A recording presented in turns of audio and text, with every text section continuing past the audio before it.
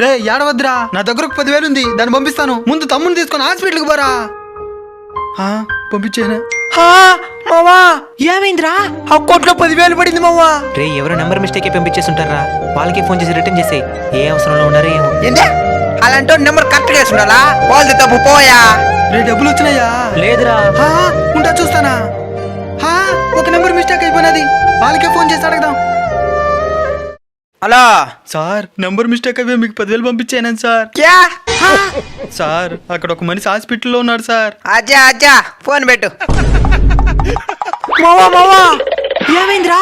మా నాయన నాకు పంపించాల్సిన 1,00,000 రూపాయలు ఎవరికి పంపించేస్తున్నాడు మావా? ఆ నంబర్ కి ఫోన్ చేసి అడుగు. అన్నా బై మిస్టేక్ మీ అకౌంట్ కి 1,00,000 రూపాయలు పంపించేసన్నా. క్యా?